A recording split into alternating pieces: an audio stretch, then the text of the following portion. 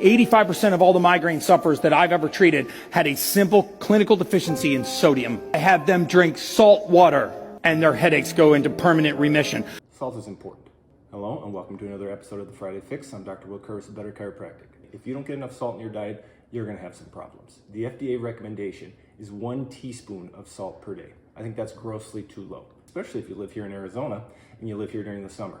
You are sweating constantly. If you're having caffeine, if you're having diuretics, if you're sweating outside exercising, you need a heck of a lot more salt than 1 teaspoon. Gary Brecka, in that video you see beforehand, talked about how you can reduce migraines with increasing salt intake.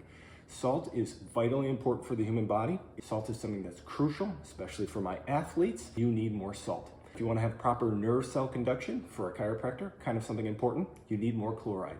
I really want you to start thinking about increasing your salt intakes. This is something I use every day. This is just seawater, okay? We have a lot of seawater in our blood. When you look at the blood, there's salt, chloride, boron, silica, all these little minerals that are really similar to seawater. So I use a teaspoon of this in my water along with fresh lemon juice every morning when I wake up. I use Maldon salt. That's a great salt finisher for salt. I use Kalima salt, Celtic sea salt. This has been in the news a lot lately because of its magnesium containing. It's a little bit more watery when you touch it. All these salts are really important for human physiology. Like I talked about, salt, sodium and chloride are number 1 and number 2 for the most abundant electrolytes in the human body. The body has tons of ways to get rid of excess salt, but it is very physiologically taxing when you are not getting enough salt in.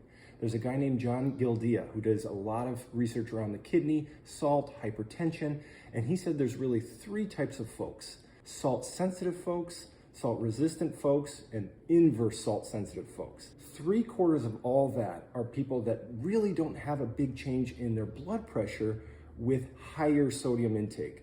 The minority, salt-sensitive folks, will have elevated blood pressure with higher intakes of salt.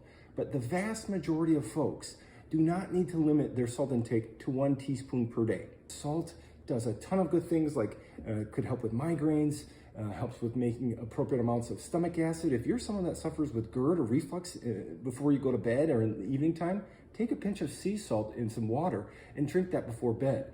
It'll release something called gastrin. Gastrin will actually close the sphincter that stops acid from coming back up into the esophagus. There is a ton of other mechanisms for salt and how important it is for the human body. So I really want you to start questioning some of that nutritional dogma with everybody needs to reduce sodium. There is a small minority that needs to reduce their sodium. The vast majority would benefit from more salt in their diet, not less.